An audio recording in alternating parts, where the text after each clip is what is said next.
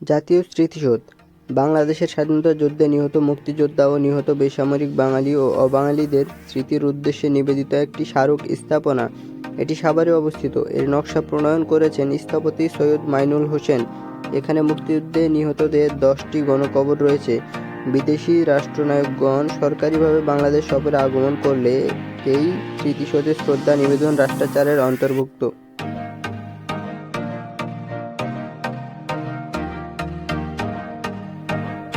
1972 খ্রিস্টাব্দে 16 ডিসেম্বর বিজয় দিবসে বাংলাদেশের তৎকালীন রাষ্ট্রপতি শেখ মুজিবুর রহমান ঢাকা শহর থেকে 25 কিলোমিটার দূরে ঢাকা-আরিচা মহাসড়কের পাশে নবীনগরে এই স্মৃতিসৌধের শিলান্যাস করেন।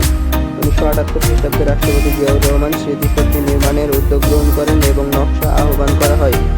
1978 এর জুন মাসে প্রাপ্ত 57টি নকশার মধ্যে সৈয়দ মাইনুল হোসেন প্রণীত নকশাটি গৃহীত হয়।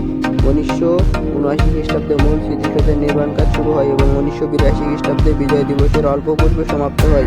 2002 খ্রিস্টাব্দে গৃহীত প্রকল্প অনুযায়ী এখানে একটি উন্মুশিকা, সুবিস্তৃত মুরাল এবং একটি গ্রন্থাগার স্থাপনের পরিকল্পনা আছে।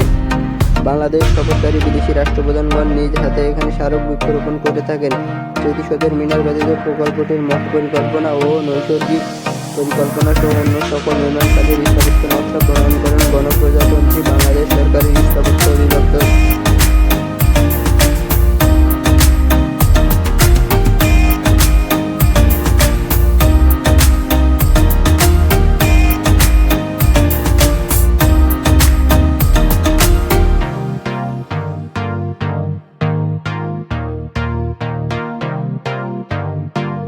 হয়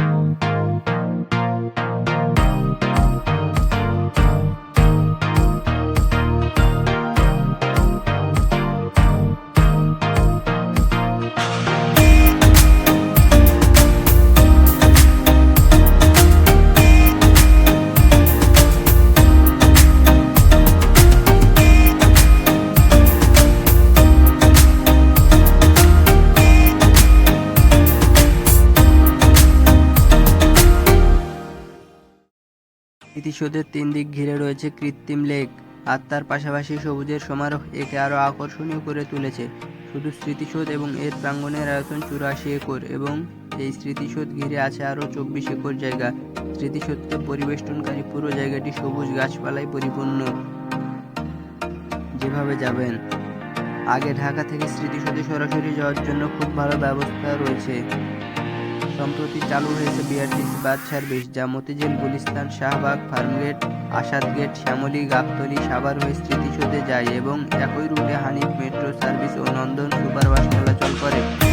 এছাড়া মিরপুর 12 নম্বর থেকে ছেড়ে আসা তিতাস পরিবহন মিরপুর 10, মিরপুর 1, টেকনিক্যাল, গাবতলী, সাভার হয়ে স্মৃতিসৌধে যায়। এসব বাস সার্ভিসের মাধ্যমে আপনি খুব সহজে ঝামেলা ছাড়া স্মৃতিসৌধে ঘুরে যেতে পারেন।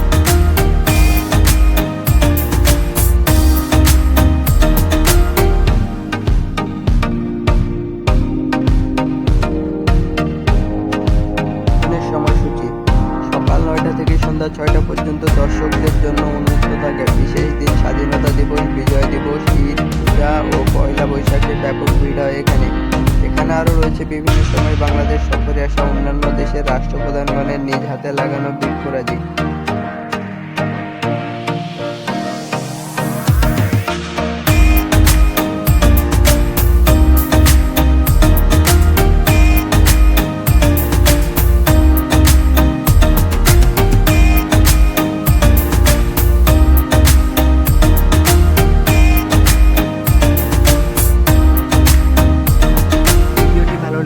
অবশ্যই একটি লাইক করে দিবেন এবং আমার চ্যানেলে নতুন হয়ে থাকলে অবশ্যই চ্যানেলটি সাবস্ক্রাইব করে দিয়ে পাশে থাকবেন। ধন্যবাদ। আসসালামু আলাইকুম।